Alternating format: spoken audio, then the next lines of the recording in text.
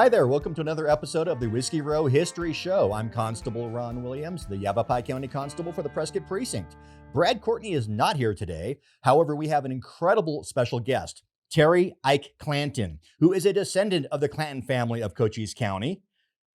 Terry, thank you for being here. Hey, it's great to be here. I'm looking forward to talking history with you. And this is Ike's birthday, so happy birthday. Thank you so much. All righty. Well, we're going to get right into it because this is I don't want to wait. I'm jazzed on this.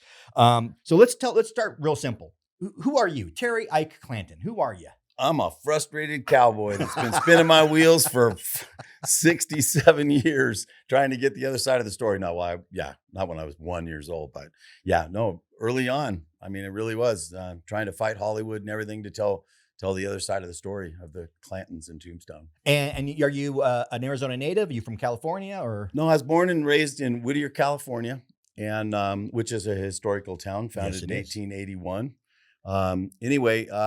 And then I do have a house and a business in Tombstone, so I travel back and forth from Southern California to Tombstone, and grew up racing motorcycles professionally. When I turned pro when I was 15 years old, I got hurt a bunch, hit my head real hard a bunch, had a bunch of concussions, and doctors told me I had to quit. So I started shooting fast draw. A lot of people don't know that, but in 1981, I was 38th in the world in fast draw competition. Wow. And I did that in 1 year. I literally did it in 1 year. And then I had to race again, got back on speedway motorcycles, 500 cc's on alcohol with no brakes. Did that for 3 years. And then they handed me a microphone and said, "Here, talk." So anyway, I've been motorsports announcing for over 40 years. Oh, now. wow. So I'm assuming there's a lot of traveling for that. There is, but mostly I have 2 racetracks in Southern California, Costa Mesa Speedway and Industry Speedway. And I've also been announcing at the Acura Grand Prix of Long Beach for 43 years. Wow. We just celebrated a couple of weeks ago the 50th anniversary of that race. Nice. Yeah. That's amazing. So I have a list of questions. I want to make sure I get all of them for you. And people who watch are used to me doing Clark Kent, Superman, so it's okay. So how are you related to the Clanton? I mean, obviously you are a Clanton. Yes, I'm a 4th generation cousin. Okay. Of the Clantons. And I have the family tree all the way back to 1635 when John Clanton came to America aboard the ship Abraham. And I have it all the way through. I've put it online too. I put it on the website clantongang.com. You can go on and look at the whole lineage and all that stuff. And there's a guy, trying to think of his name now. It'll come to me here in a minute. Anyway, there's a gentleman in Newport Beach that does all the Clanton history, not history, the genealogy. He's the genealogist. Yes. Okay. And he's not even a Clanton or anything, but he's put it all together, and he's come to our Clanton days that we did for 20 years in Tombstone and stuff. And you could literally be a Clanton. He'll type it all in and tell you where you are. Oh, and the wow. Family tree and all that stuff. So 4th generation cousin. So you're going back your great grandfather. It goes all the way back to Old Man Clanton and Old Man Clanton's brother. His brother. Yeah. Okay. It would be that way. Yes. Okay. So Ike Clanton's father's brother is your line. Yeah. Okay. Awesome. Amazing. Like I said, it's all online for somebody to look at, but the genealogy stuff is not really my thing. Yeah. I mean, I'm not really that much into the genealogy part of it as much as the history. The family actual history. Yeah. But early on, nobody wanted to admit that my family was really that we were related. No, nobody in your family wanted to admit it? No, because my grandfather used to tell me when I was growing up, I would say things like, "Oh, I think it's cool we're related to those cowboys in Tombstone," and he goes, You're not related. You're not related to them. We just have the same last name." And the reason being is because they didn't, all this, like Hollywood was coming out with all these movies, My Darling Clementine and The Gunfight at OK Corral and all these movies early on. And I mean, if they were maligning my family. They were making stuff up and making Ike Clanton out to be this big bad outlaw and everything. And so, would you want to tell everybody that you're related? Not in that era, because it was too close. Yes. it was not far enough removed. And we're talking about really the 40s, 50s, and 60s. Yes. Which was, right when Hollywood was trying to pick it all up. And for a lot of people, especially in Arizona, and we'll talk about this because we kind of discussed this on the side before, in Arizona and in Southern Arizona, there are feelings still. Yes. Yes. And like my Uncle Elmer told me that when he was in the 1920s, he was working in Arizona and he went up to Tombstone and they found out he was a Clanton and they told him that he wasn't welcome there because they didn't want any trouble. In the 20s. In the 20s. So this is 40 years after all the events, and there's still people who remember. Yes. Well, because of all the stories that they keep compounding, telling everybody that, I mean, the movie Tombstone, what do they say? They're the first known members of organized crime in America. Oh my God. Almost to the word and the tone. You know what I know exactly. And I'm like, so, I mean, it's funny. Yeah. And it's funny actually how much I look like Ike Clanton. I do want to mention that because we'll put up a couple pictures here in production, but there's a photo of Ike, really one of the only photos of Ike Clanton, taken in the late 1870s, early 1880s. Do you know when it was taken? No, it was taken in 1887. He was 40 years old. 87. And that was right. He was 40. Yeah. And that was right before he was murdered. Yes. Okay. And that was, and I'm 40 in that picture too. So you're both 40 years old Yes. in these photos, and you've cut your mustache and your goatee to match his, and it's scary because he looks just like him, and we'll put that up there. I mean, to the point where people are doing articles online and everything, and using your photo. Oh yeah. I'm a criminal online. Yeah. I'm just hoping that they don't use facial recognition when I get to an airport. They're going to go, Ike Clanton. Oh, yeah. He died in 1887. Well, when you were both 40, you were spitting images of each other. It's really spooky, actually. Yeah. It's really cool that the family genes passed the way they did, that you really share a resemblance. I mean, like you said, it's spooky. Yeah. And well, I'm going to talk about that photo right now because it's timely. But that photo, you have Ike in a formal portrait studio. He's wearing a frock coat, nice vest, nice tie, holding his hat. It's a very upstanding citizen photo. Yes, and that's the kind of photos that they took back in those days. C.S. Fly and things. C.S. Fly did a lot of those photos and probably did that one as well. But that's what they dressed up, and it was very, very proper. Yes. Sit there with her. Yeah, he has his hand in his, either holding his coat or. Yeah, he's holding his coat and everything. And that actual photo of me was, I lived in Norco, California, and I was having a cowboy party in my barn, and somebody snapped that photo. That's just the driveway, and that's just a fence behind it. It's just a random photo. It was, I was dressed up in the Old West, and that's what, it's uncanny. It's truly uncanny. And we're going to be talking about that photo and the Ike as a respectable citizen, because that's your main angle, and we want to talk about that. One thing I do want to, we talked about how it is growing up. So I mean, yeah, you're growing up and you have uncles who went to Tombstone and they're told, hey, you're not welcome here. And we have other family members saying, hey, we're not those Clantons. Well, that's right. That's right. And then my dad comes along, and my dad really was the first one in my family that really, we went to Tombstone, and man, it was like my dad was a big celebrity when he got there. They made him an honorary marshal of the town. And this would have been in the 70s, probably? I think it was the 60s. 60s, okay. And I have that. I have the badge, the thing they gave him. The honorary marshal? Oh, yeah. I have that. I have that. And yeah, it's from, I think it was 1967. Okay. And anyway, and that's when it started for me, is really in the 60s like that. And I was just a little kid. And then the more I would read and the more I'd see these movies coming out and things like that, I'm like, this is not the way it happened, and that's kind of really been my, my life of history of, really trying to get the other side of the story out. The problem is they have millions and millions of dollars fighting you with Hollywood and everything. And then here I am trying to, tell people, but one of the things that otherwise I'll forget if I don't say it right now, the movie Tombstone came out on Christmas Day, 1993. Correct. And I went, and I was there opening day. Okay. And I watched it, and I was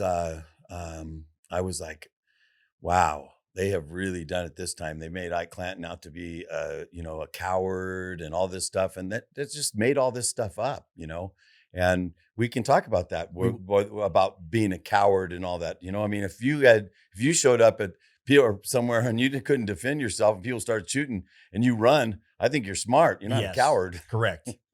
So anyway, but after that, I wrote Kurt Russell a letter, knowing that I probably maybe not ever hear back or whatever. Anyway, he wrote me a very nice 1-page letter. And that's online too. That's on my website. And he says that, after doing Tombstone, first off, it was kind of funny because he wanted me to know that he didn't have any prejudices towards the Earp family, because I could have been some crazy guy out there going, exactly. So anyway, he did. And then he said, hey, I really do believe that the other side of the story needs to be told. And he says, like, Tora, Tora, Tora, and Dances with the Wolves should be, the other side needs to be told. He goes, write the script, and he goes, I don't have any say in what I'm doing with this, but someday maybe we'll work together. And I was like, wow, that's pretty inspiring.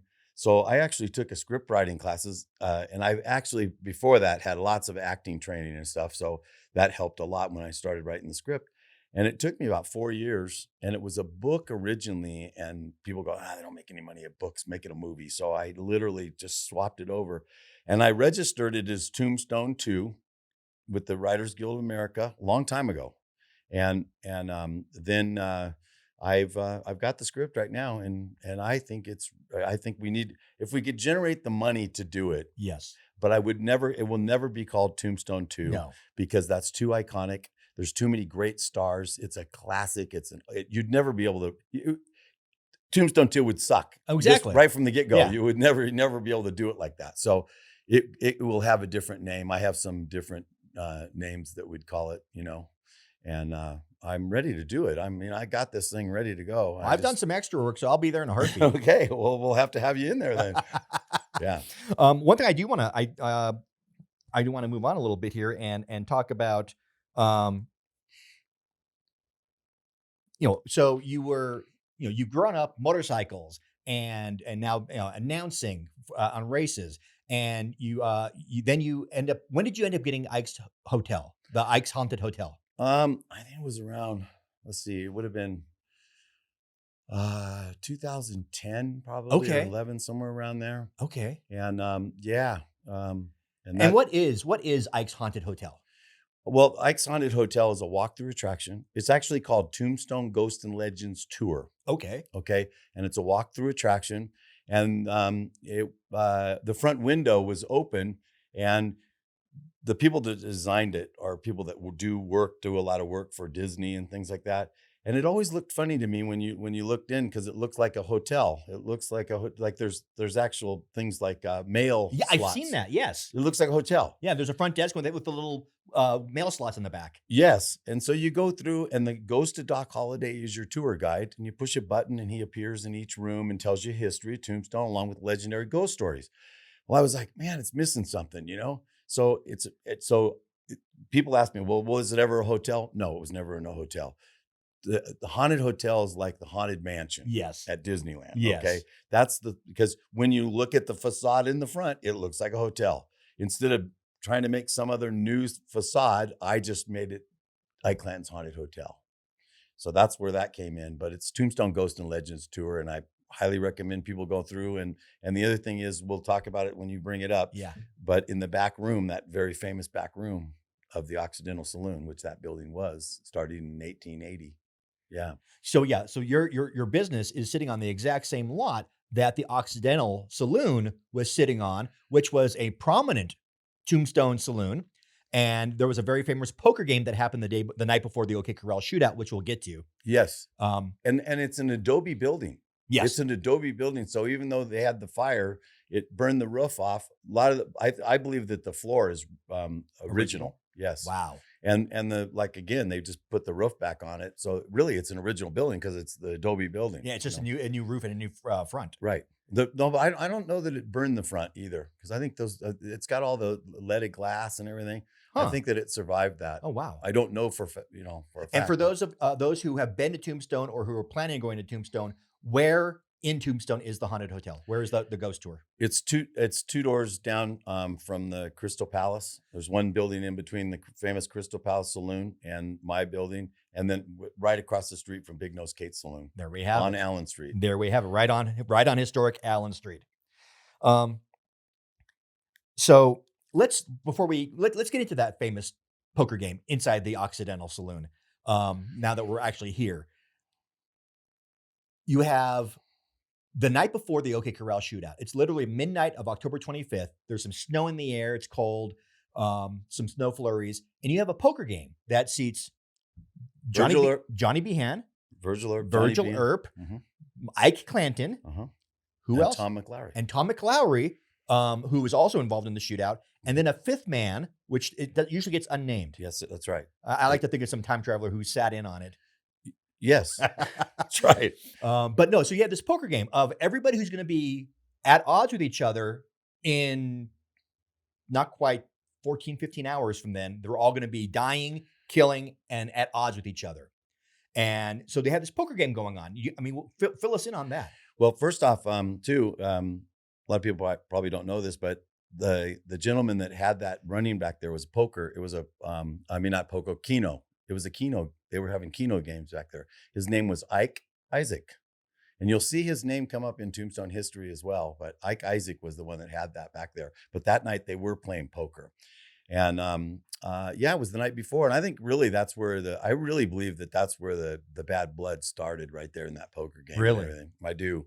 And they, the history books tell us that Virgil Earp had his pistol on his lap. Yes, that came out in the deposition. Yeah. That Virgil sat there for the whole 6 hours of the poker game with his gun in his lap because obviously he didn't trust who he was playing with. Yes. Well, I think the bad blood really came out there, and Ike was offended by that. In his deposition, he was offended that Virgil was sitting there with a gun in his lap the whole time. Yeah, but the catalyst of the whole problem was not the Earps. It was Doc Holliday. Doc Holliday was the problem. And the fact that he was not a lawman, he was a drunk, he was a gambler. He was in my opinion, he was a skinny little guy, skinny little lunger that was, that made stories up because he'd go from town to town telling everybody how many people he'd killed and all this stuff. Kind of maybe that kind of syndrome that, like that kind of deal. But he probably was good with a gun and really didn't have much to lose because he had tuberculosis Correct. as well. So, and you don't have to be good if you have zero fear and you're going to die anyway, because that just makes you too much of an what's the word I'm going to find? You can't judge that person. Right. You can't plan for that person if they have nothing to live for. But that night before, the night before that you're talking about, the night before the OK Corral gunfight, which was October 25th, the night before, and Doc Holliday had just come into town that evening on a stagecoach. Okay. And what I believe is he didn't just come in and go to threatening Ike for no reason. He came into town and he wanted to kill Ike Clanton because Ike Clanton was blowing the whistle on him about the March 15th, 1881 stagecoach robbery. Okay. And when he came to town, he was literally armed, and he walked in and Ike was unarmed having a sandwich, and he tried that was a few hours earlier than the poker game. Yeah. That was at the lunch counter. Yes. But anyway, yes, at the Alhambra, and he tried to goad him into a gunfight. Get your gun, whatever. And oddly enough, the Earps were there when they were present when Doc Holliday threatened Ike Clanton, threatened his life with a firearm. Okay, if they would have arrested Doc Holliday for disturbing the peace, and right then and there wouldn't have been a gunfight at OK Corral. They could have ended it right there, in my opinion. And we'll get into that when we get closer to the event. But no, I feel that Virgil, and everybody knows I'm a huge Virgil advocate, but Virgil screwed up. Virgil screwed up badly over a period of 24 hours, made a whole bunch of bad decisions. And we'll get to that when we get there. Okay. But no, I find it amazing that your business is now at the same location that historic location happened. That really kind of was the initial catalyst. But we said this poker game goes for 6 hours, from midnight on the 26th till 6 a.m. That's amazing. That's incredible. And then everybody goes to bed except for Ike. Yes, but when he left that morning too, they threatened him. The Earps had also threatened him, and you know the history on that, where they said, "Well, Ike, next time we see you, you better have your guns because we're going to kill you." Yeah. I mean, if you're a lawman, Yeah. if you said that to some guy, it was like, man, I've been threatened by the police. So now what do? Now you've been threatened by this Doc Holliday character, and now the people that are supposed to be defending you and arresting somebody for disturbing the peace. Now they're both gonna, I mean, I'd be, a little upset too. Yes. And I'd probably want to defend myself. Exactly. So I think that's what I was doing. Yeah. So let's backtrack a bit before the event. Ike's living in what becomes Cochise County, and he's Yep. in Pima County. Mhm. What's some of the first things that we can talk about what he was doing? I mean, years before the OK Corral. Well, actually, years before they lived in Ventura, California. Really? Actually, they did. Yeah, they lived in California, and a lot of people don't know this, but the oldest son is named John Clanton, Mm-hmm. and he was there with them when they were in Ventura, and then when they went to Arizona, he went north to Northern California. So you don't see his name in the history books because it's just Ike, Finn, and Billy, because he wasn't around. But More Californians coming to Arizona. that's it. It's always been happening. More Californians come to Arizona since 1870 something. That's it. So anyway, so yeah, and I really do believe that probably the Clantons knew the Earps in California, because there's some connections in like Redlands and Yes. that area, in Colton.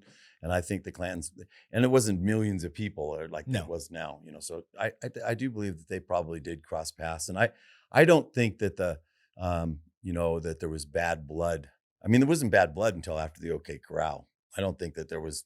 That's why they sat down and played poker. I don't Yeah. think You don't play poker with people that you absolutely hate. No. I think there was a lot of mistrust, but I don't think there was actually hatred at that point. No, but that night, like I said, the first was Doc First it was Holliday, Doc. and then they were just sitting around, and that's where maybe the argument. I believe that's where it really started, and that's where Ike was being threatened. And so the Clantons, the Ike's family, Newton and Ike and some of his siblings, they lived in Arizona twice. They were in Arizona earlier. They moved to California, and then they came back to Arizona. Am I correct with that? With the Clantons, you mean? Yes. Well, they weren't. No, I don't think they went back to California. Okay. No. No, I mean, I'm talking about originally in 18. Yeah. They did 2 stints in Arizona, the California stint in between. No, they came from Texas. Texas. Yeah, they came from Texas and went through Arizona. Okay. Probably had some dealings here, and then went to California and then came back. Back. Yeah, right. So when they get back, what's going? What are they doing in Arizona in the 1870s? Well, Clantonville, old man Clanton, his whole deal that he wanted to have his own community, so he had purchased a bunch of land. He wanted to be a real estate developer. He did, and I don't know exactly how it was, but the water rights, and he had the whole deal, and he was really I mean, there's we have the documents on it. I mean, it was a town, Clantonville, and it just didn't. He didn't make it. I think it had something to do with the water and stuff too. I don't remember. And where was Clantonville going to be? North of Tombstone. North of like Wilcox, up in that area. It was Okay. kind of up in that area. Okay, towards the Indian reservation up there. Actually, right up in that area. Okay, Yes. which I mean that'd be a tough sell for people. That may have been why it fell through. It's kind of that back then that was nowhere. Yeah. So and if there wasn't a draw like a mine or other industry that you want to draw people to, Yeah. or resources, that would be a hard sell, I think. Well, he wanted to make it like a farming community. Okay. Is what he was trying Okay. to do. So they're trying to work on Clantonville, and it falls through. Mm-hmm. What does Ike do next? Well, they were in the cattle business too, as well. And I know a lot of people think that they never had a brand either. I have the brand of what it was, Finn Clanton. It was in Finn Clanton's name. Okay. They did have a brand. And I would expect them to have a brand because they were ranchers. They were, Yes. I mean, they had they had a ranch, they paid taxes on it. Yes. They ran a ranch, a business. So of course you'd have your own brand. Right. And the Clanton Ranch is about 14 miles south of Tombstone, and not far from the town of Charleston.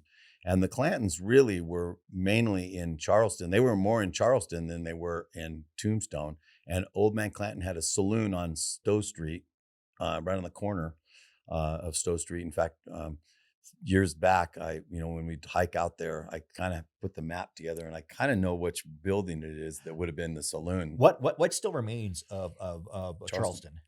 Well, unfortunately, there's still adobe buildings, but they've been broken down, and then World War II they used them for target practice. Oh my God! So there's some, and enough to take pictures, but you can actually stand there and kind of see where the streets were and stuff. Really? But then some of the streets actually have corroded away from the river. Is it on BLM land or private property or? No, it's BLM land. Actually, it's taken over by the state, and there's signs and everything showing you how to get there. And Really? and the Clanton Ranch as well. Really? Actually, the Clanton Ranch, you go down Charleston Road, and once you go past the river, the first place you can turn in after the river on a street is Escapole Road.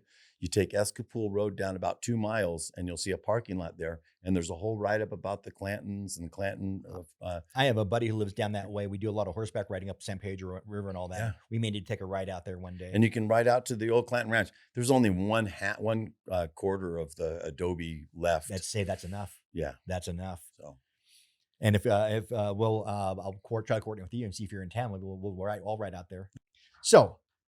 One thing I do want to give you a chance to talk about, because we talked about this briefly before we started filming, but so cattle ranching, and obviously there was a whole thing about Mexican cattle in Tombstone, right. And everybody says, oh, the Clantons were and the McLaurys were cattle thieves, kind of, sort of, kind of not. The whole issue being that yes, there was theft from Mexican cattle across the border and been brought up, rebranded, and then it was sold to the U.S. military, who knew where it came from and didn't care, and bought it to feed their soldiers. Right. And they sold it to local butchers who knew where it came from and didn't care, and sold it to their customers. Right. And so it comes down to, is it really illegal when nobody cares?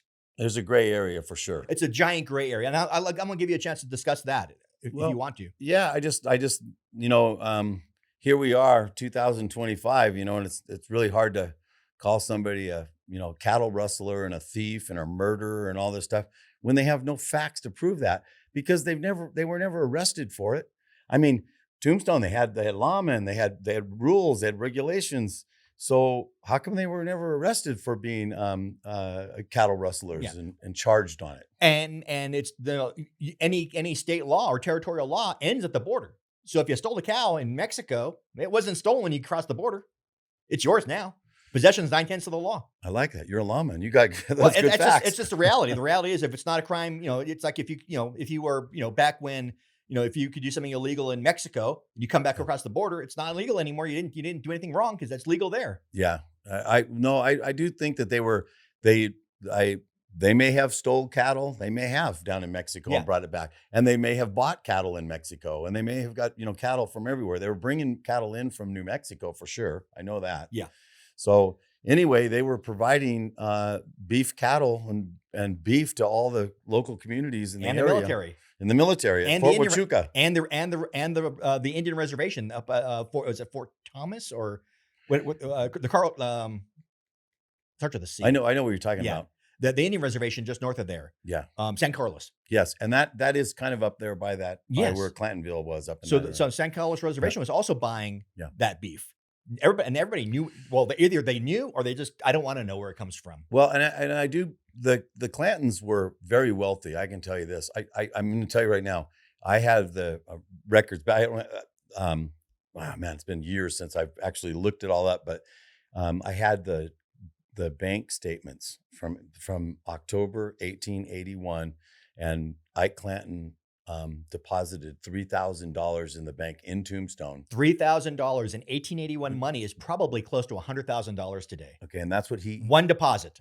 No, he that month. That month of October of 1881, when the gunfight took place, that month, he deposited $100,000 in today's money. Yes. So he was a successful rancher. And the Earps didn't have that kind of money. No, never. They never did. So I believe that there could have been some jealousy there too. And it's possible. It's possible. And one thing I do want, we talked about this again earlier. I want to at least give you a chance to talk about this. So several historians have tried to tie the Clantons to John Kinney, who was a rustler rancher in New Mexico. He was kind of the hub of what was called the chain gang. It was various gangs working together in unison, where somebody would steal horses or cattle out of El Paso.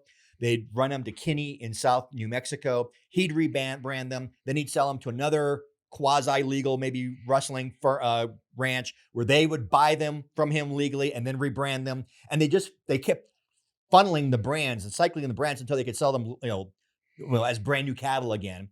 And there are several historians who say that the Clanton Ranch was part of the chain gang. And if you could address that. No, and that could be where they got some of the cattle. Like I said, they had a place.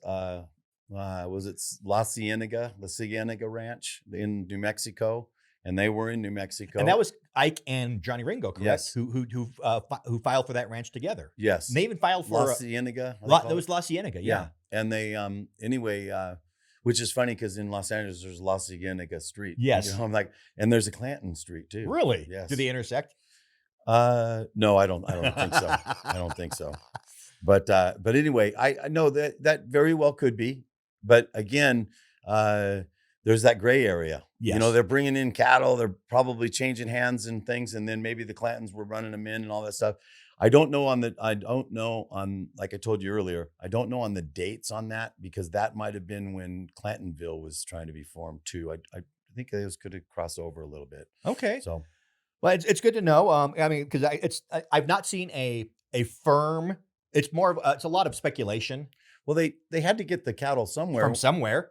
Exactly. And then they were bringing it from, I know for sure they were bringing it from New Mexico. And if you bought a cow from somebody who branded it and bought it from somebody else who branded it, who bought it from somebody else who branded it, who people down the road got stolen from, it's hard to prove that and disprove that. And hey, it's a good deal. I'm going to buy it, and it seems legit on my end. Yeah. And honestly, and we'll talk about the Earps and how they weren't pristine either here before we wrap up. Right. But you have to look at it at the era. And in the era, like I said, people taking cattle from Mexico and into the states, into the territory of Arizona, wasn't considered. It was basically, hey, don't get caught by the Mexicans. But other than that, we'll buy your beef from you. And same thing with, hey, these horses or cows that came out of New Mexico have been sold 3 or 4 times. No, I'm buying them. I don't know the provenance of them. I'm not going to worry about it.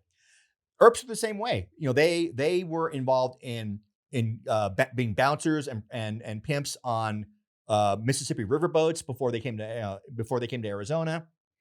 There was a lot of, and that was quasi illegal, but quasi legal, because yes, the local law would, they'd do a raid, they'd pick up all the girls, pick up all the gamblers, pick up all the muscle, bring them in, make them pay a fine of $10 or something, and then they release them, and then they'll arrest them next month. Right. So yes, it's illegal, but it's also just a tax also. Right. So it's, there was a lot of, it's kind of legal, kind of illegal. And that's how the world operated back then in a lot of ways. Yeah. And you're bringing that up too. The Earps had most definitely had more of a criminal record than Ike Clanton ever did. That's a fact. That's a fact. And with that said, and you're being a lawman yourself all your life, do you believe that the Earps in today's standards, with what their record was coming into law enforcement, do you think they would have ever been? If they did if they operated the way they operated in the 1870s, and they were transported to 2025 or even 2020 or even 1990 Arizona or California, no, they would have never been hired. Because you had, they were too. Virgil had been charged with an arson up in Montana, right. And that nobody's really sure what happened to that, but it kind of just went away. But both Morgan and Wyatt were charged with being involved in gambling and prostitution on the Mississippi. Yeah. Wyatt was convicted or was arrested for horse thieving in Oklahoma, and he ran away. He got out of that one. There's no way any of these people, well, most lawmen of the era, would never get hired today. And I got to ask you this too. The shooting of Morgan Earp. Yes. Okay. Everybody speculates and says that it was Pete Spence and Frank Stillwell. Yeah. Okay. And then we know what happened. Wyatt killed Frank Stillwell down at the train station and everything like that. And then he ran from that. Yes. Okay. He was still, in fact, when he died in 1929. Murder warrant. Yeah. He still had a murder warrant in Arizona. Yeah. And so now I want your opinion on this. So what does the city of Tucson do? They put a statue. They put a life-size bronze statue of Wyatt and Doc on the train station flat where they killed Pete Spence. And he was still wanted for murder. And he was still wanted for murder. I don't know when the statue came up, honestly. No, a few years back, 10 years ago or something. Yeah. But I mean, he's no longer wanted for murder because he's dead. But yeah, they put they're commemorating a murder.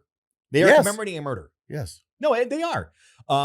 And true. The Pete Spence and Pony Deal and all of them who were implicated in all these, it was all hearsay. Yeah. It was so-and-so's wife said that she was there during these meetings and she overheard it. It was never proven in a court of law. Right.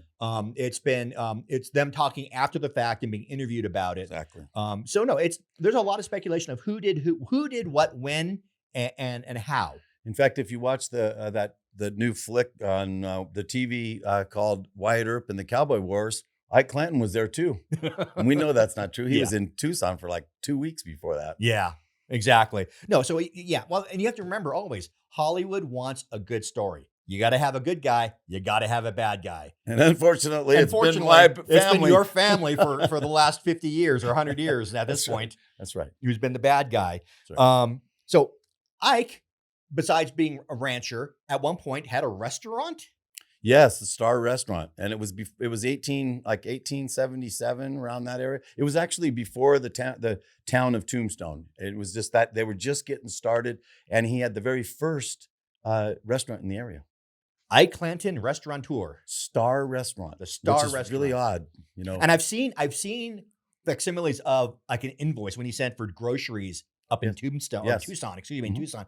And he's asking for like $300 worth of food and supplies for his restaurant. I have that, yeah. And you have it. Yeah, no, I have the list of that too, flour and all that. And $300 in the 1870s would have been like $10,000 worth of restaurant goods. Yes. So again, he was thriving enough to make $10,000 orders for restaurant for food. Yeah. So he was doing well for himself. Mm-hmm. And we talked about, you mentioned it was the old town. So Tombstone of today is the new town site, which they established in 78, 79. Yes. And prior to that was the old town site, which was about, a mile to the west? Yes. Thereabouts? Yes. Yes, to the west. In fact, they're down by where the Shefflin Monument is. Where the Shefflin Monument is. And that was the old town site. And it was haphazard. It wasn't really thought out. Yeah, no, and I want to bring that up too because I just found some information while I've been here in Prescott. Richard Gerd was the gentleman that actually put the town site in there. He's the one that And we have the Gerd block here. You have the Gerd block here. Richard Gerd was very involved in Prescott, and you'll like this. And then you have the Chino Valley here. Chino Valley. Yes. Well, guess what? Richard Gerd founded Chino, California. Really? He's the founder. Really? Yeah. I did not know that one. Yeah. So no, you actually missed out. So Brad and I have done a presentation in the past called the Tombstone Prescott Connection. And we talk about everybody who started here, who ended up down there and became famous essentially, but how they all started here. Whether it was Doc Goodfellow was up here first, Virgil, Behan, Pete Spence was not Pete Spence, Stillwell. Frank Stillwell was up here before he. So so many of those people who started up here ended up down there because that was the next big thing that people went there trying to reinvent themselves or get rich or whatever else. Yeah, I believe the Clantons came through here too. You think so? I do. I just think they behaved themselves and didn't make the newspapers. Well, Wyatt Earp was here for a matter of days or a week. He never made the paper either. Yeah, because he literally just passed through, picked up Virgil, and they went south to Tombstone. Yeah, and never once got mentioned ever. Yeah. He kept his nose clean. Doc was here for a year, and he kept his nose clean for a year here too. And reading the old newspapers too, they really do. If they do know somebody comes through their town, they'll say that. Ike Clanton visited a couple days here, and whatever. Oh, exactly. Yeah, exactly. So Ike had a successful ranch. He had a successful restaurant. And again, the restaurant we think was the old town. Most likely. Yeah, I think so. And there's controversy over that. Some people think it's down by Millville, which is across the river from Charleston. And I don't believe that. I think it was the original town site. And the people have got that because they've got it confused because I think they had a mill site. They had original maybe mill site down. Was Millville even a thing in the 1877? Well, what happened is Millville became, because of the water, they needed the river for the water to mill the ore. So they were taking the ore from Tombstone down Charleston Road. Yes. And they were using that. But I believe that there was even a mill site up where the original town site was or something. I just think there's some controversy on where it was, and I believe it was down by. I haven't done any research on it, but if I had to just take a pin and put it on the map, I would think it would have been at the old town site. Yeah, that just makes the most sense. That's where people were. Yes. And if you're spending $10,000 on groceries, you're where everybody else is, which should be the old town site. Right.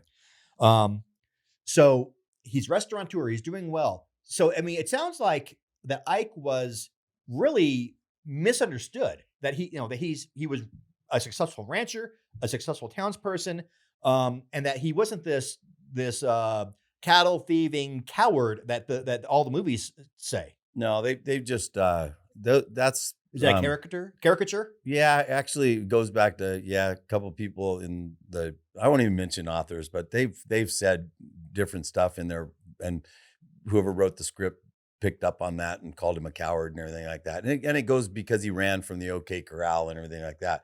But like what I say is Ike Clanton always stood up for anything that he was charged with. Okay, which the Earps ran. Wyatt Earp ran from everything. He ran from horse stealing. He ran. He got arrested and ran. The murder charge, he ran. You are 100% correct. So that's more cowardice than what Ike Clanton did. Because like when Virgil was shot, they arrested Ike Clanton. Yeah, his hat was found in the where the shots allegedly came from. I think that's either a Johnny Come Lately theory or that was a setup. Okay, because he was in Charleston, and even they had the alibi, and some of Wyatt Earp's friends knew that he was in Charleston. Good to know. So anyway, that could have been like a setup too, or whatever. Or they just assumed. I mean, if they, if you find a clue, then you have a suspect. But he faced the charges. Yes, and then he was also the one that went after the Earps for the murder at the OK Corral. Correct. And stuff Twice. Too. Yes. Twice. Yeah. He didn't get a successful true bill on the preliminary hearing, so he refiled a few months later. And also the coward thing about running, like I said, you wouldn't run if people were shooting. No, I do want to say that I do want to let the audience know this, because this was a brilliant quote that really makes you think. If you are in the middle of what turns out to be a shootout with 6 people, and you don't have a gun, you're probably going to leave the area. And I've never actually thought of it that way.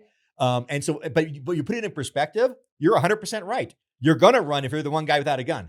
And if they want to call you a coward, let them call you a coward. Yeah, because you're not bulletproof. But you're smart. You're smart. Yeah. So anyway, the other thing goes. They can call you a lot of things, but they can't call you dead. And I want to talk about real quick. I want to talk about the Ike Clanton being drunk too, because they always make him out to be this stumbling drunk and everything like that. Do I think he was stumbling drunk the morning of the OK Corral gunfight when they buffaloed him over the head, took his guns away from him, took him to court and all that stuff?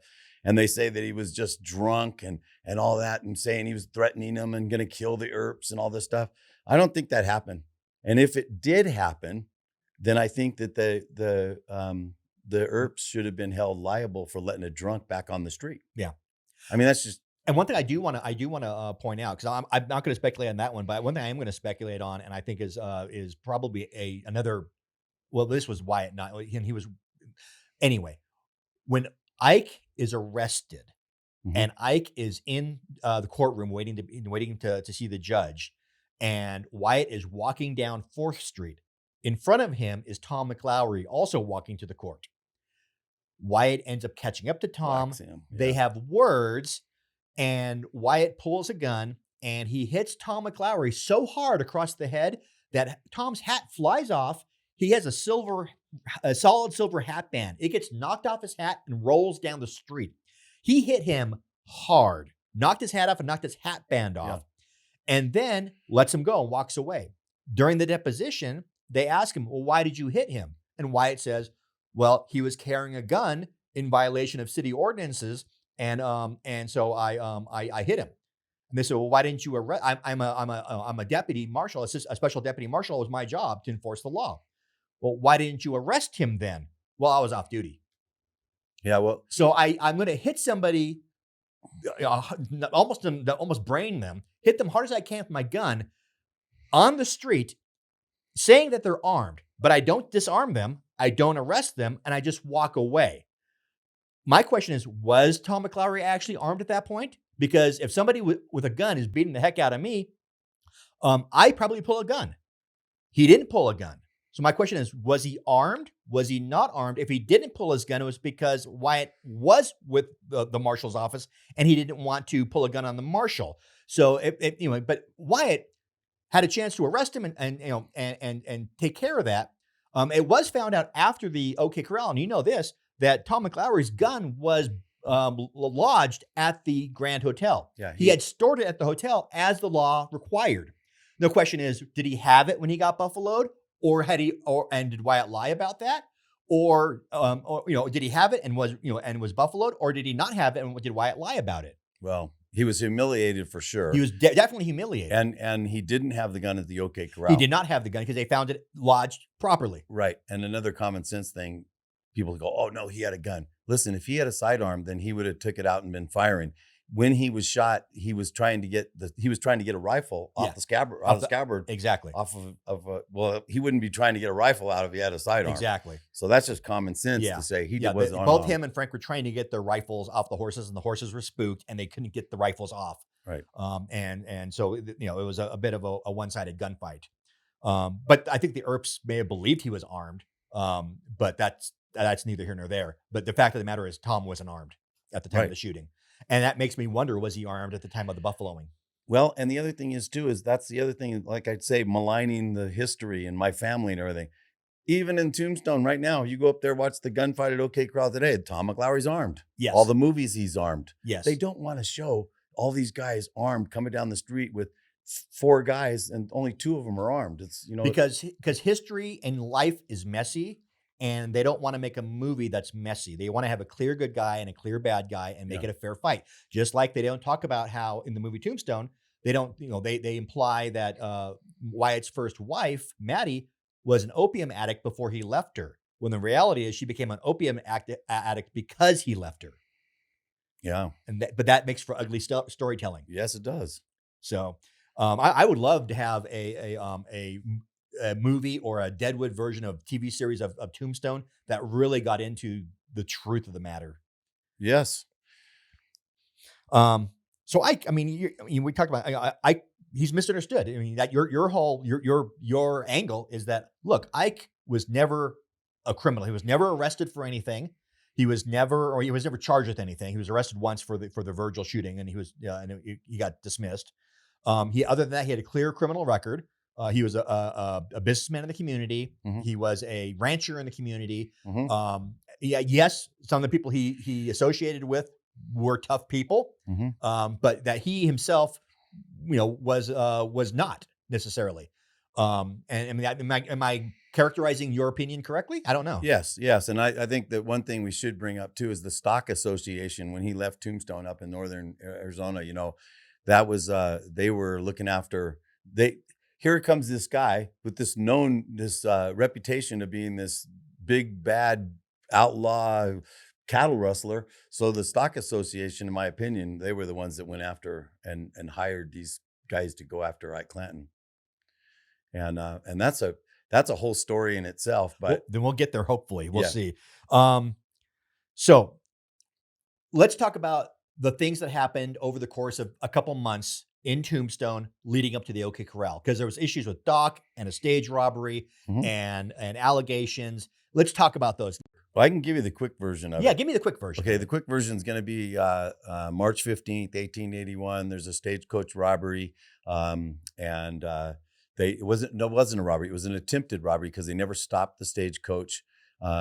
Somebody opened fire, and the stage never stopped, and it killed Bud Philpott, the driver, and the passenger named Peter Rowerig. Okay, and Doc Holliday just happened to come back in that night on a sweaty horse and everything like that, and people saw him and everything like that. Well, anyway, a couple days later, after that, Bill Leonard ran into Ike Clanton down by Charleston and told Ike the whole story, and he, quote, said, if Doc Holliday wouldn't have been there and drunk, there would have been, nobody would have got killed. So Billy Leonard essentially admitted, I was part of the robbery, and Doc was there too. Yeah, Bill Leonard, Jim Crane, Harry Head, those guys, and Luther King. Those guys were all involved in it, and Doc Holliday was the trigger man that opened fire, and they didn't stop it. He just opened fire because he was drunk. I mean, it all makes sense. Now, go ahead. I was going to say, now that's a strong allegation, but it ends up becoming a court issue because, and how does that happen? Well, the thing, first off, Luther King, they caught him that night, and they brought him to Tombstone, and they knew he was involved in that. And oddly enough, they had him in jail. And like I said, I don't know the whole story on it, but some way he made it out the back door and was never seen again. So what does that tell you? Yeah. I mean, think about it, Yeah. who was involved. And I do believe that Doc Holliday, they were good friends. And I do believe that Doc probably saved Wyatt's life.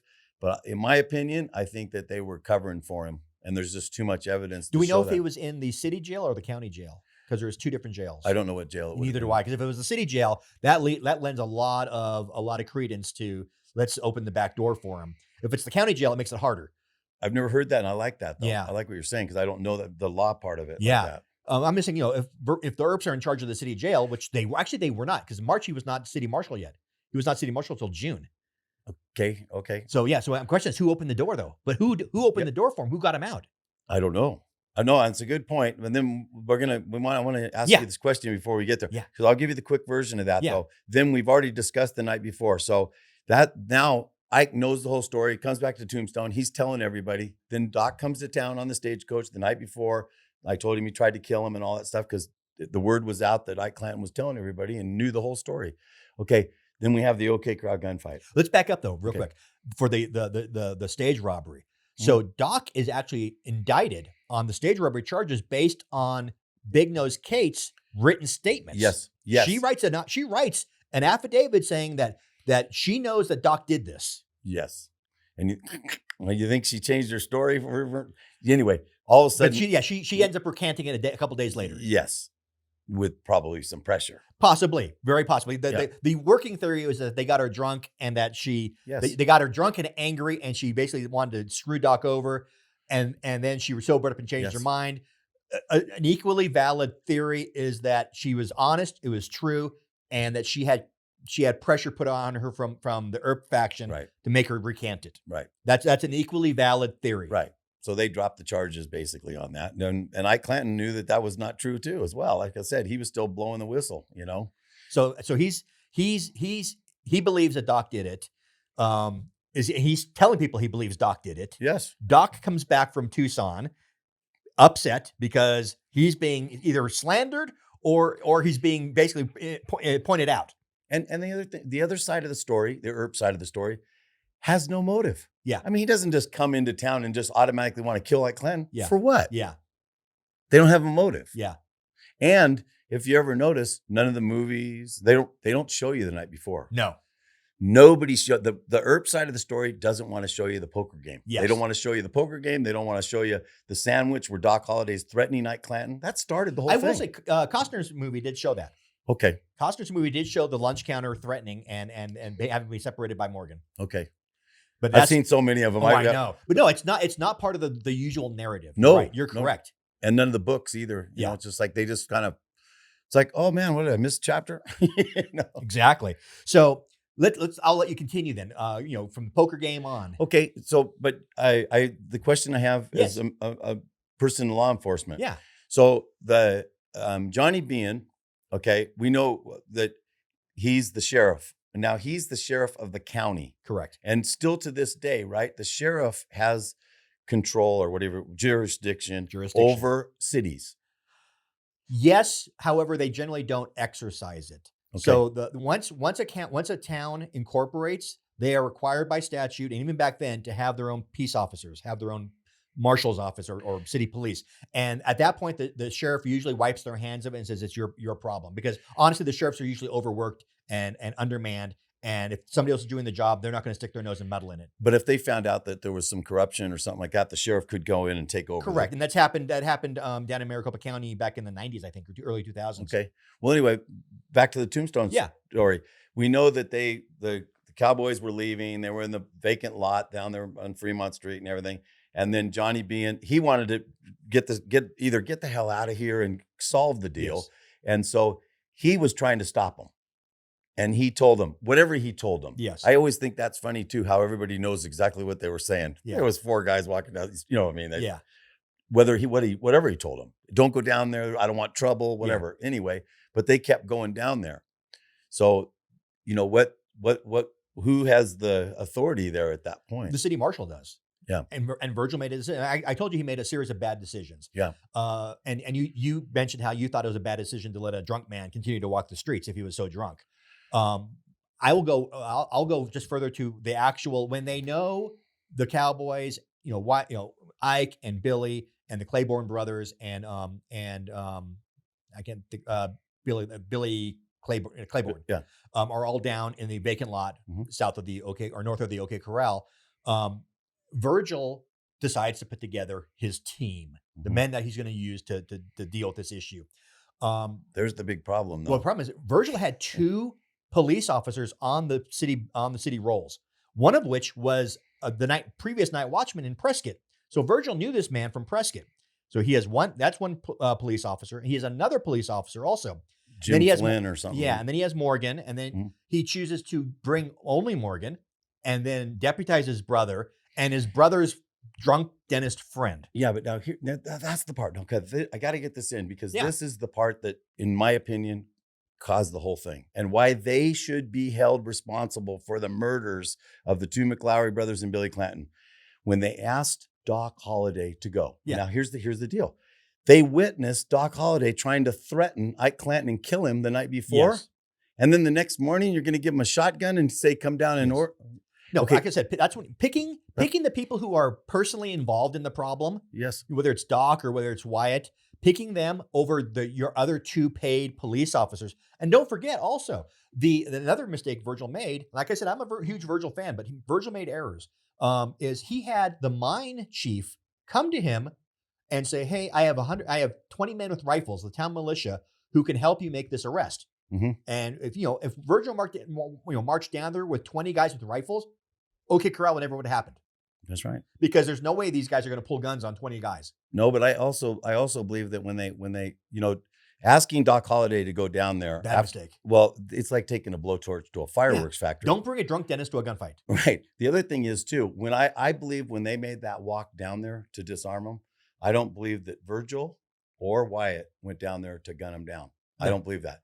But I do believe that Doc Holliday and Morgan, they opened fire on them. So there's a quote during the depositions after the shooting, where a woman was standing on Fremont Street on the steps of Bowers Market, and the Earps walk by, and she hears a snippet of a conversation between Doc and Morgan, and Morgan is heard saying, "Let them have it." Yes. Now, I've always wondered. Again, we have to be fair.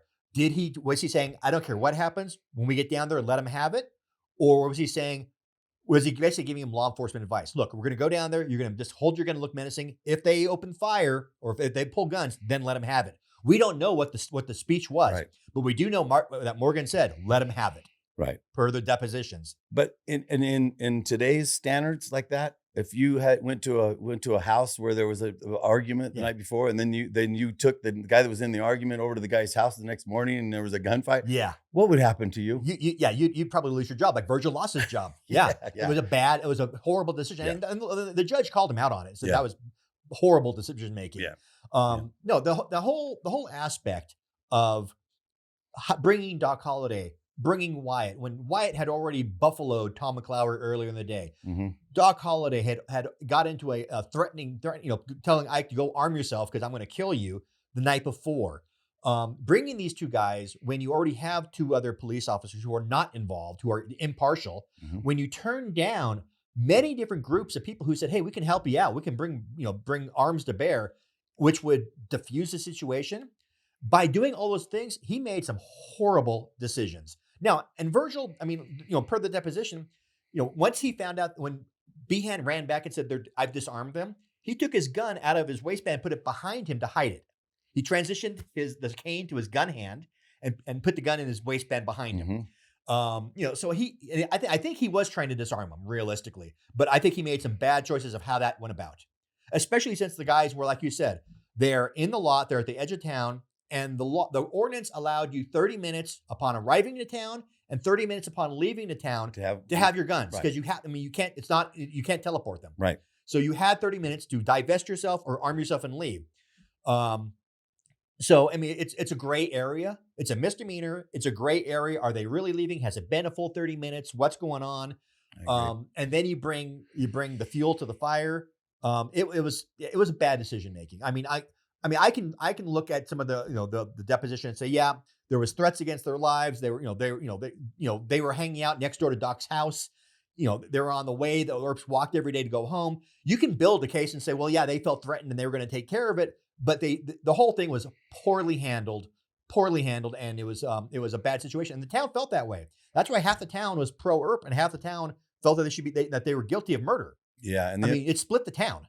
Well, and then the funeral too. The funerals of the two McLaury brothers and Billy Clanton was the largest funeral ever in Tombstone. And if they were big bad outlaws and scumbags, no one would have showed up. Exactly. The McLaurys. One of them, the younger brother Tom, was 19 years old. Yeah, Billy Clanton was 19 years. Billy was 19. I think Tom was also 19. Yeah, they were real young. And Frank was like 30 or nearly 30. Mm-hmm. But they had no criminal record. They had never been arrested for anything. Right. So, you have everybody in that lot had never been arrested for anything. Right. They'd never been charged with anything. They'd never been even arrested with anything.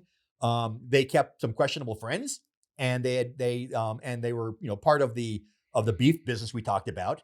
But that in and of itself, didn't necessarily merit the response that it got. Right. Because I don't think any of them were really involved in the threats for the most part. No, I think we need another movie. Yeah. So that's it. This is amazing. I love this. So we talked about this. Ike wasn't armed. I mean, it's a given. He said I wasn't armed. He ran away, and we talked about, hey, if you're the only guy in the gunfight without a gun, you better run. Mm-hmm. We talked about how Tom wasn't armed and may not have been armed when he got hit by Wyatt. Potentially, we don't know. Because you think if Wyatt would have buffaloed him and arrested him and brought him to court for carrying the gun, you would have had the gun and said, hey, see, he was carrying a gun, instead of just hitting him and walking away from it. Right. Maybe he wasn't armed. No, I think that he probably wasn't. He was either armed, and I've heard that both ways too. That Wyatt took his own.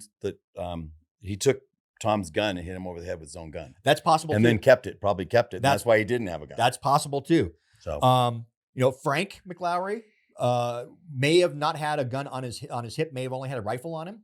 I think he had a sidearm. That's right. He did, because both of them had 44 or 40s on them. So yeah, right. Frank was armed. Mm-hmm. But then they just got in town also. They had gotten into town. Oh, I do want to. Billy Clanton was armed as well. Yes. But yeah, I took a shot. Billy and him both had 44 40s. The rest of them were unarmed. Yeah, the rest were unarmed. So two of the four had guns on him. Right. Claiborne may have had a gun, but he ran, right. So it didn't matter if he did or not. And never been called a coward either. No. Actually, he was called a coward, and I think that's why he was killed by Frank Leslie. There you go. So no, you had all this going on, and it's a bad situation all the way around. Yeah. So what happens to Ike after the OK Corral shootout? I know he brings charges twice against the Earps. They both get dismissed. What ends up happening to him? Yeah, well, actually, everybody left Tombstone after that point. The Earps, like you said, after that, they wanted out of there because they weren't well liked. But Ike went north to northern Arizona, continued doing ranching and cattle business and all that. And I do believe the Stock Association was involved in it. I know a lot of people say Wyatt Earp did it and everything. No. There's a chance. There's an outside chance. There's always a possibility, but it's not likely. Well, here's the other thing is too. When I'll just say this quickly and we'll get on to your question. I'll answer your question. But Wyatt Earp, when he did his vendetta, he knew that Ike Clanton wasn't involved in Morgan's death or Virgil. So he didn't want Ike Clanton. He was not going to. Everybody says he did, but he wasn't, because he knew, and he was available. Yeah. So he didn't kill him. Well, and the vendetta route is highly exaggerated. I think they killed 4 people, and 2 of them were at one location. Yeah. So for what I'm saying is, for him to come back years later, when he's in Colorado, to hire 2 guys to go after him. Anyway, what happened was that I believe that they were hired, J.V. Brighton, George Powell, and a few other guys. They made up warrants for his arrest, and they arrested Finn Clanton, and it went to court, and they charged him with 10 years for a bull calf stolen property, 10 years in Yuma prison. Oh, wow. And he spent a year and a half in Yuma prison. And then Ike Clanton, they were going to serve the warrants on Ike Clanton, and he was at Jim Wilson's cabin, and Ike Clanton rode up that morning, and then recognized him, and they said something like, "You're under arrest" or whatever, and he turned around right away, and they shot him. Okay, and they shot him and killed him and buried him where he fell. Okay. And in 1996, I found the grave. You found it. To this day, I'm the only one that has it. I have the GPS coordinates, and I want to get him moved, because later I found out that those guys admitted it. In writing, they admitted it. George Powell and J.V. Brighton admitted it, wrote a letter to the governor of Arizona and admitted that they made it all up. See, this is good stuff. It is good stuff. Okay. And then they, the governor of Arizona pardoned Finn. That's why he's only there for a year and a half. But he was there for a year and a half. And I had that letter, where they admitted it, for maybe 5 years before I ever put the dates together. And the letter was written before he went to prison. Really? And they still put him in for a year and a half. And then went, oh man, look what I found on the desk. We better take care of this. Yeah. Anyway, and so there's some pretty bad. That's pretty bad. Wow. But anyway, so yeah, it's and anyway, yeah, that's my one of my goals right now is to, and maybe you can help me with this, is I want to get I know where the grave is. It's just a shallow grave. I've got pictures of it too, of where it was. And I took Jim Browning, who wrote the Violence Was No Stranger, where all the people's buried. Yeah. He was the Citadel professor. He went with me. And when I found it and I explained it, when we found it, this old man told me where it was, and I found a foundation, and I went to the back, where the back door was. I walked out, and that's where the grave was. And I was like, you got to be kidding me. This is like, and he goes, that's it. That's Ike Clanton's grave. Well, what I'm trying to do is I want to get him reburied in Boot Hill. I want the man to have the funeral that he never had. Okay. The reason being is Old Man Clanton was shot in Guadalupe Canyon, August 13th of 1881, buried where he fell. A year and a half later, Finn and Ike went down and brought him back up to be buried next to Billy. With that said, don't you think that Ike Clanton would want to be brought back and buried next to him? I think so. I mean, anybody goes like, man, a year and a half later, that'd be pretty ripe to bring your dad back on a buckboard. Oh, yeah. Can you imagine? Yeah. Well, anyway, with that said, that's my goal right now, is to still do that. But I've run into red tape. I need somebody like yourself, somebody to help me. Because I think we just, like right now, if I told you, hey, so I just got information, somebody in Prescott here that maybe 10 years ago was murdered, and I know he's in the backyard of a house. Yeah. You guys would go yellow tape the house off, do this whole deal. Well, this is like over 140 years ago. Yeah. Okay. But there's some real history here, because the guys that killed Ike Clanton were the ones that told the story. I think they may have executed him. I think they might have put a bullet in the back of his head and made the story up that he ran. We were trying to serve these papers, because they made it up themselves. How could you believe them first? Yeah. And so what I want to do is I want to get this done. Maybe you could contact the sheriff of where it is. They go up and rope it off and just do it. There's not going to be much left. I just want to really, what my deal is just get it, have the funeral. It would be, when we're done here, we'll try to start opening some doors and see what we can do about that. That would be awesome. Yeah. I'd love to be part of that. I mean, it would be the biggest funeral ever. I mean, everybody would want it. The original Ike Clanton's funeral, the man never had. Yes, exactly. And it helps to tell the other side of the story, too. I do want to also point out that we have an actual descendant of the Clanton family, Terry Ike Clanton.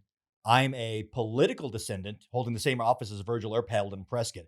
All we need is to get Wyatt Earp III to sit here, and we can have him watch the universe implode.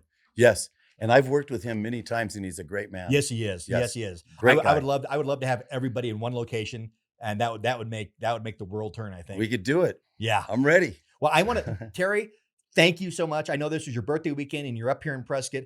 And I appreciate you spending time with us and giving you this forum to really clear Ike's name and just really share the information that you've spent decades researching. And as a fellow historian, I know you get this stuff in your head and you need to get it out.